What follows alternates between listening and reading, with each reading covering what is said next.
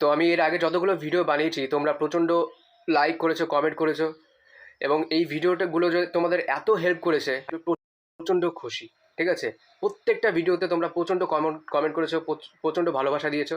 সত্যি আজকে আমি তোমাদের বলবো, যাদের যাদের মুঙ্গের বিহারে সিট পড়েছে তারা এই ভুলগুলো কিন্তু করবে না, যেটা আমি করেছি, আমি ফেস করেছি। ঠিক আছে, এবং আমার সাথে যে সমস্ত বাঙালি অন্যান্য অ্যাসপিরেন্টদের দেখা হয়েছে এবং আমার সাথেও দুজন গিয়েছিল, তারা যেই ভুলগুলো করেছিল। তো আমি রিয়েল লাইফ এক্সপিরিয়েন্স থেকে বলছি, তোমরা এই ভুলগুলো করবে না। ঠিক আছে, যাদের যাদের আমার পশ্চিমবঙ্গের যে সমস্ত ভাই বোনদের পরীক্ষা মুঙ্গেরে পড়েছে, তারা এই বিষয়গুলো একটু খেয়াল রাখবে। ঠিক আছে, তো প্রথমে দেখো, আজকের এই ভিডিওটা খুবই তোমাদের জন্য হেল্পফুল হতে চলেছে। তো দেখো, প্রথমে কি, বুক ইওর টিকিট ফার্স্ট। দেখো, যাদের যাদের এত দূরের এক্সাম পড়েছে, তোমরা বাড়ি থেকে যাবে, ধরো কারো এক্সাম পড়লো 13 তারিখ, আজকে 9 তারিখ। ঠিক আছে, তোমরা ভাবছো এখনো হাতে অনেক সময় আছে। না ভাই, তোমরা এর আগে কোনো দিন যাদের মানে লং জার্নি করার কোনো এক্সপিরিয়েন্স নেই, তাদের বলছি ভাই, অনলাইনে এখনই টিকিট বুক করে নাও, যাওয়ার এবং আসার দুটোই একসাথে। ঠিক আছে, এরকম কিন্তু ভুল করো না, কারণ খুব দ্রুত কিন্তু এখন অনলাইনে টিকিট তোমার ফিল হয়ে যাবে। ঠিক আছে, আর এটা কিন্তু খুব পপুলার একটা রুট, মানে হাওড়া থেকে তোমার হচ্ছে মুঙ্গেরের যে রুটটা রয়েছে, মুঙ্গের বলছি কেন, মুঙ্গেরে তো ডাইরেক্ট ট্রেন নেই, মানে হাওড়া থেকে যে তোমার জামালপুরের যেই এক্সপ্রেস ওয়েটা রয়েছে, এটা কিন্তু খুব একটা বিজি রোড। ঠিক আছে, এটা পপুলার রোড, তাই এখানে কিন্তু টিকিটটা খুব তাড়াতাড়ি বুক হয়ে যায়। ঠিক আছে, তাই আমি তোমাদের বলবো, তোমাদের এক্সাম সেন্টার যখনই যে জানতে পেরেছো যে আমার মুঙ্গের যেতে হবে, যত তাড়াতাড়ি সম্ভব, ঠিক আছে, তোমাদের 15 তারিখ 17 তারিখ যে যখনই পরীক্ষা থাকুক, ঠিক আছে, খুব তাড়াতাড়ি কিন্তু এই টিকিটগুলো তোমরা কাটিয়ে নাও। ঠিক আছে, রিটার্নের টিকিটটাও একসাথে কাটিয়ে নাও, তাহলে কোনো অসুবিধা থাকবে না। ঠিক আছে, কারণ আমি নিজে দেখেছি অনেকে শুধুমাত্র কী করেছে, যে যাওয়ার টিকিটটা কেটেছে কিন্তু রিটার্নের টিকিট কাটেনি। ঠিক আছে, ভেবেছে যে ওই সময় কাটবে, কিন্তু না, সমস্ত কিছু ফিল হয়ে গেছিলো এবং তাকে কিন্তু জেনারেলে ট্রাভেল করতে হয়েছিল। ঠিক আছে, এবং লাকিলি সে জামালপুরের থেকে ডাইরেক্ট, মানে জামালপুরের থেকে যে হাওড়ার ডাইরেক্ট ট্রেন ছিল সেটা পেয়েছে। ঠিক আছে, কিন্তু একটা ট্রেন আছে যেটা গয়ার থেকে আসছে। ঠিক আছে, গয়া টু হাওড়া এক্সপ্রেস, এই ট্রেনটা যদি সে ধরতো তাহলে কিন্তু সে মুশকিলে পড়তো, কারণ গয়া থেকে এই ট্রেনটা যখন আসে জামালপুরে, তখন কিন্তু পুরো ভর্তি হয়ে যায়, মানে পুরো ভিড়। ঠিক আছে, আমি নিজের চোখে দেখেছি, মানে এত খারাপ অবস্থা, মানে জেনারেলের যে কামরাতে মানে পা রাখার জায়গা থাকে না। হ্যাঁ, অন্যান্য দিন হতে পারে যে একটু কম ভিড় থাকে, কিন্তু ভাই জেনারেলের প্রচণ্ড ভিড় থাকে। তাই তোমরা যারা ভাবছো যে আসার সময় জেনারেলের টিকিট কেটে চলে আসবো, না ভাই, এই ভুল করো না, তাহলে কিন্তু ডু অ্যান্ড ডাই সিচুয়েশন হয়ে যাবে তোমার জন্য। ঠিক আছে, আমি বারবার বলছি, তো যাওয়া আসার দুটো টিকিটই একসাথে কেটে রাখো। হ্যাঁ, যাওয়ার জন্য তুমি স্লিপারে কাটলে, আসার সময় যদি তোমার মনে হয় যে না, স্লিপার কাটবো না, সেকেন্ড সিটিং কাটবো, মানে বসে বসে আসবে, ঠিক আছে, তাও কাটো, কিন্তু কেটে রাখো, একটা কনফার্ম সিট তো তুমি পাবে। ঠিক আছে, তো আরামে এত দূর জার্নি তুমি করতে পারবে। তো এই ভুলটা কিন্তু করো না, কারণ আমি নিজের চোখে দেখেছি। আমি যখন, ঠিক আছে, আমি আসার সময়, আমি তো টিকিট কেটেছিলাম, কিন্তু আমি আসার সময় দেখলাম যে প্রত্যেকটা স্টেশনে, ভাগলপুর জাংশন বলো, রামপুর হাট জাংশন, মানে খালি হচ্ছিল না, খালি মানে উঠেই যাচ্ছিল লোক, মানে প্রচুর খারাপ অবস্থা। আর যারা যারা ওইখান থেকে উঠেছিল তারা কিন্তু সবাই বিহার থেকে ডাইরেক্ট, কিন্তু তোমরা মানে ম্যাক্সিমাম লোক 90% লোকই কিন্তু হাওড়ার জন্য, মানে লং ডিস্টেন্স, ম্যাক্সিমাম লোক কিন্তু হাওড়ার জন্যই আসবে, মানে হাওড়াতেই কিন্তু আসার জন্য কেটেছে। সবাই কিন্তু হাওড়াতেই মানে হচ্ছে জার্নি করছিল। তো ট্রেন খালি হওয়ার কোনো সিন নেই ভাই। তো এটাই বলছিলাম, ঠিক আছে, এই ভুলটা কিন্তু করো না, বুক your ticket first as possible. ঠিক আছে, তো এটা হচ্ছে আমার প্রথম টিপ তোমাদের জন্য। যারা যারা এখনও টিকিট কাটোনি, যাদের পরীক্ষা রয়েছে খুব তাড়াতাড়ি, তারা কিন্তু টিকিটটা কেটে নাও। সেকেন্ড যেটা বলবো সেটা হচ্ছে রুম আর ডরমিটরি। দেখো, রুম আর ডরমিটরি তুমি এখনই গুগল ম্যাপে চেক করো। ঠিক আছে, তোমাদের যাদের যাদের এখন অ্যাডমিট কার্ড দেয়নি, অ্যাডমিট কার্ড দিলে দেখবে মুঙ্গের যদি লেখা থাকে, তার মানে হচ্ছে আদর্শ পরীক্ষা কেন্দ্র। এটা হচ্ছে তোমার মুঙ্গেরের একটাই হচ্ছে তোমার, এটা হচ্ছে তোমার মানে একটাই সেন্টার রয়েছে এডিকুইটির আন্ডারে। তো এই যে সেন্টারটা, এই সেন্টারটাতেই তোমার পড়বে 100%।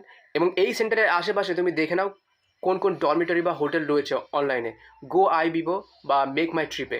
তো সেই যে কোনো একটা, ঠিক আছে, ভালো দেখে পরিষ্কার পরিচ্ছন্ন একটা হোটেল রুম, মানে খুব কম দামে পেয়ে যাবে। দেখো, সার্চ করো, পেয়ে যাবে, যদি পাও তাহলে সেটা বুক করে নাও। ঠিক আছে, তো এটা হ্যাঁ, এইখানে এরকম ট্রেনের মতন অত ইমার্জেন্সি নেই যে এখনই বুক করতে হবে, তুমি 2 দিন আগে বা 1 দিন আগেও বুক করতে পারো। এবং তুমি যদি পুরো গাইডেন্স পেতে চাও, তাহলে আমার ওই ভিডিওটা দেখো, যেখানে আমি টোটাল বলে রেখেছি যে কোন হোটেলটা তোমার জন্য বেস্ট হবে, কোথায় থাকবে, সেখানে কিন্তু আমি পুরো ডিটেলসে বলে রেখেছি, তোমার পুরো প্রবলেম সলভ হয়ে যাবে। তাহলে ওই ভিডিওটা তোমার অবশ্যই দেখো, ঠিক আছে? ফুল গাইড ভিডিও কিন্তু আমি একটা বানিয়ে রেখেছি, ওটা দেখো। তাহলে তুমি কোন ডরমিটরি থাকবো, আমি একটা ডরমিটরির নামও বলেছিলাম, সাই ডরমিটরি। তো ওইটা কিন্তু খুব পরিষ্কার পরিচ্ছন্ন, মাত্র 200 টাকায় একজন লোক, ঠিক আছে, একটা বেড দেবে, একটা বেডশিট দেবে, তো তুমি কিন্তু খুব আরামে থাকতে পারবে। তো তোমার নিজের দেখে নিতে পারো, বা অবশ্য আমার ওই ভিডিওটা দেখে তুমি কিন্তু পুরোপুরি শিওর হয়ে যাবে যে তুমি কোথায় থাকবে, ঠিক আছে? এত দূর যাচ্ছ, পুরো প্ল্যানিংয়ের সাথে যাও ভাই, ঠিক আছে? কোনো রকম রিস্ক নেওয়া যাবে না, বা তুমি কোনো রকম রিস্ক কিন্তু অ্যাফোর্ড করতে পারবে না এখন, ঠিক আছে? তারপরে নেক্সট, ফুড। দেখো ফুড ভাই, এই কথাটা আমাকে বারবার জিজ্ঞাসা দাদা কী নিয়ে যাব, বাড়ি এত দূর লং ডিস্টেন্স, তোমার 10 থেকে 11 ঘন্টার তো ট্রেনেই লাগবে, ঠিক আছে, জার্নিতে, তুমি যে ট্রেনেই যাও, ঠিক আছে? তো সেইখানে কিন্তু খাবার দাবারের কিন্তু একটা বিশাল বড় ঝামেলা। তুমি বাড়ির থেকে ভাই কিছু নিয়ে যাও।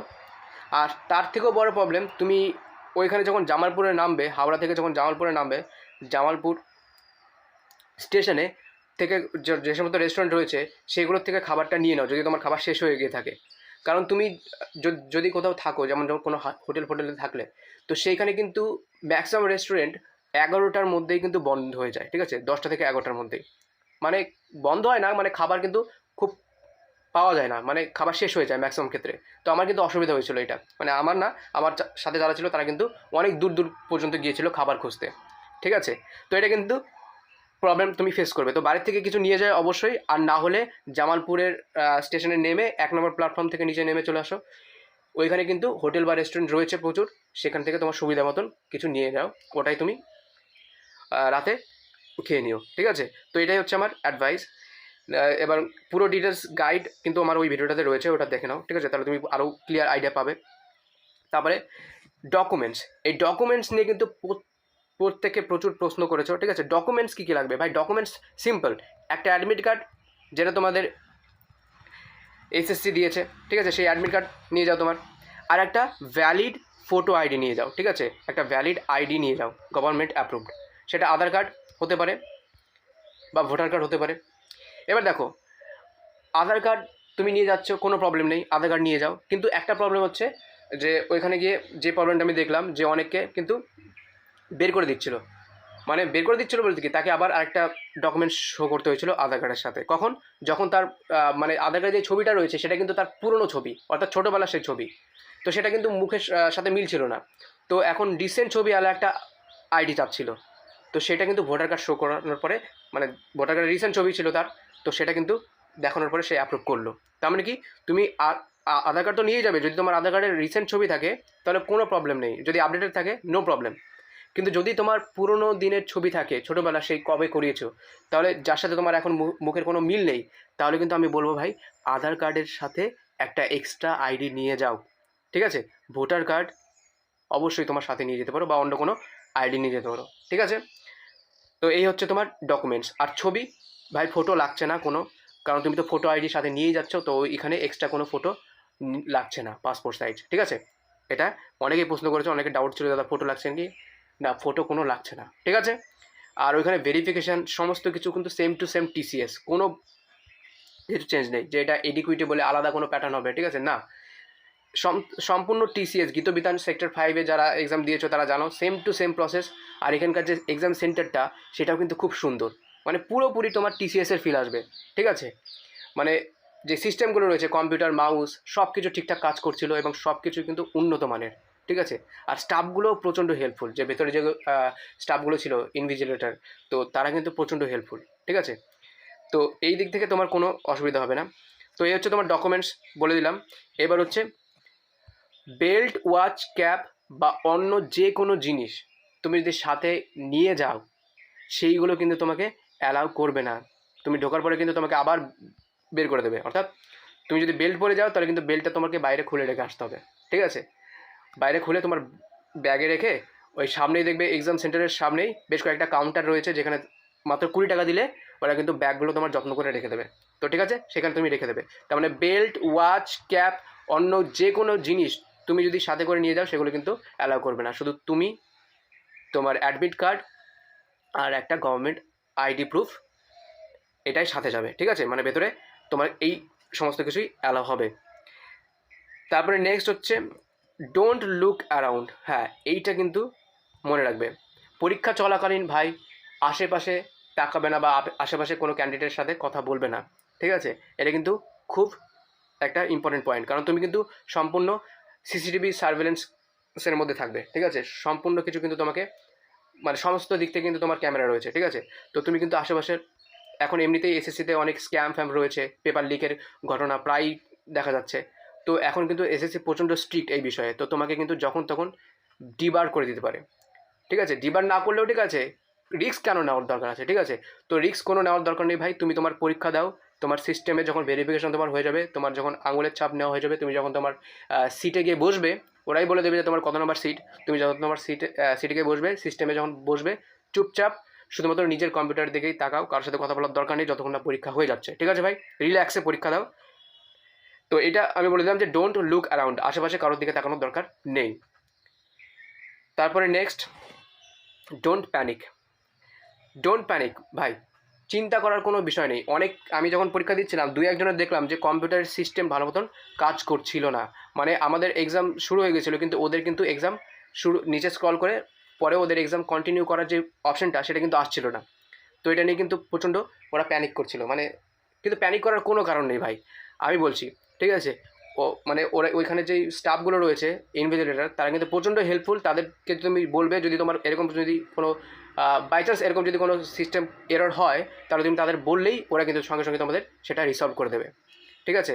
এবং সবথেকে খারাপ ধরো, ঠিক আছে, সিস্টেমটা আর খুললোই না, মানে সিস্টেম এরর পুরোপুরি মানে আর ঠিক করা গেল না, ইনভিজিলেটর যেগুলো রয়েছে তারাও কিন্তু পারলো না, তখন কিন্তু মানে এটা ওয়ার্স্ট কেস ধরছি, মানে সব থেকে খারাপ এটাই হতে পারে যে তোমার কম্পিউটার কাজই করছে না, তোমার এক্সাম স্টার্ট হচ্ছে না, এদিকে সময় চলে যাচ্ছে। কোনো চিন্তার বিষয় নেই, তোমার এক্সাম আবার সেই টাইমার থেকেই স্টার্ট হবে, তোমার 1 সেকেন্ডও লস হবে না, ঠিক আছে? এটা কিন্তু এসএসসি রুলস, এবং দেখবে তোমার ওই স্ক্রিনেও লেখা আসবে ডোন্ট প্যানিক, ঠিক আছে? তো খুব ওয়ার্স্ট কেসে হলে কী হবে, তোমার ওইটা যদি সিস্টেম একবারই কাজ না করে, তাহলে তোমাকে ওই সিস্টেম থেকে তোমার হয়তো সিট নাম্বারটা চেঞ্জ করে দেবে, 132 থেকে হয়তো তোমাকে অন্য একটা সিস্টেমে অন্য একটা কম্পিউটারের সামনে গিয়ে পাঠিয়ে দেবে, ঠিক আছে, যেটা ভালো মতন কাজ করবে। তো এটা করে দেবে, কিন্তু তোমার একটাও মানে সময় নষ্ট হবে না, 1 সেকেন্ডও সময় নষ্ট হবে না, কারণ এখানে তোমার কোনো দোষ নেই, এটা সম্পূর্ণ সিস্টেম এরর, এসএসসির প্রবলেম, ঠিক আছে? তো এখানে তোমার কিচ্ছু করার নেই, তোমার কোনো প্রবলেম হবে না। তো এটা হচ্ছে ওয়ার্স্ট সিনারিও যেটা হতে পারে। তো ডোন্ট প্যানিক, এরকম যদি তোমার সাথে কোনো কিছু হয়ে যায়, তাহলে ইনভিজিলেটর যারা রয়েছে তাদেরকে ডাইরেক্ট বলো, ডাকো, তারা তোমার সাহায্য করবে, তারা খুবই হেল্পফুল। তো এই হচ্ছে আমার আজকের ভিডিও, আশা করি তোমাদের ভিডিওটা খুবই হেল্প করবে। এই কথাগুলো আমি যেগুলো বললাম, ঠিক আছে, এগুলো মাথায় রাখবে, ঠিক আছে? আর ভালো মতন পরীক্ষা দাও সবাই। All the best for your exam. আর আমি কিন্তু খুব তাড়াতাড়ি প্রচণ্ড হেল্পফুল, মানে ডাইরেক্ট কোশ্চেন আসবে এমন টপিকগুলো আমি পুরো রিসার্চ করা আমার কমপ্লিট, আমার পিডিএফও রেডি হয়ে গেছে। আমি শুধু মানে সময় পাচ্ছি না বলে আমি ভিডিওগুলো বানাতে পারছি না। আমি খুব তাড়াতাড়ি কিন্তু ডান্স, ফেস্টিভ্যাল, স্ট্যাটিক জিকের যেই কোশ্চেনগুলো প্রচুর আসছে পরীক্ষায়, আমি কিন্তু খুব তাড়াতাড়ি ভিডিওগুলো ছাড়বো। তাই তুমি অবশ্যই এই চ্যানেলটাকে সাবস্ক্রাইব করো ভাই। এখানে পুরো রিয়াল টক করা হয়, হার্ট টু হার্ট টক, ঠিক আছে? তো কোনো ফালতু কথা নয়, কোনো আড্ডা নয়, শুধুমাত্র real content. Thank you, all the best.